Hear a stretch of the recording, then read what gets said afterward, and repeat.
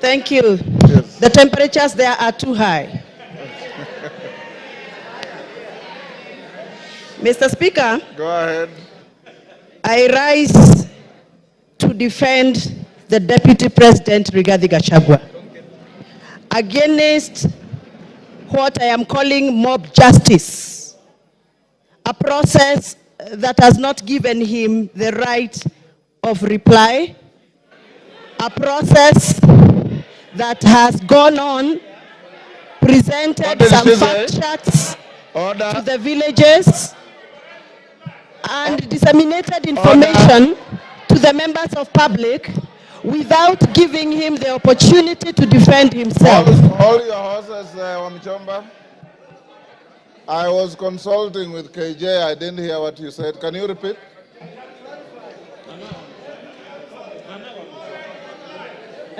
Can you repeat what you said? I can't hear you, Mr. Speaker. Repeat what you said. I didn't hear. I was consulting with Honorable Member for Dagoretti. I have said I rise to defend the Deputy President, the Honorable Rigathi Gachagua, against a process that I feel, personally as my opinion, it is mob justice against the Deputy President because he has not been given the right of reply before we went for public participation. That is what I've said. Honorable WAMUCHOMBA. According to the standing order here. Honorable WAMUCHOMBA, that is neither factual nor legal because the Deputy President is appearing before this House at 5. So be factual. Mr. Speaker, yes. Please allow me to execute my point, then you can guide. Procedurally, Mr. Speaker, the fact sheets that were distributed in our constituencies had allegations that were read out to members of public as facts. So to me, the fact sheets that were distributed in our constituencies were fact sheets that were communicating facts. But from where I come from, Mr. Speaker, what was typed in those papers was not factual and needed to be interrogated. And I'm glad that the Deputy President is appearing in an hour's time here to come and clear the air. Mr. Speaker, before I defend and I give my submission, I request you to allow me to refer to the standing order number 91 on responsibility for statement of facts. A member shall be responsible for accuracy and facts for whatever allegations that comes and disseminates from this House. Mr. Speaker, this morning we were watching video clips on our television in this House. Those video clips that were played in this House were reported speeches that were reported from various media houses in this country. Mr. Speaker, according to the Kenyan Constitution and the Data Protection Act, it is our duty to clarify information before we disseminate and use it for a quasi-judicial process like we are handling today.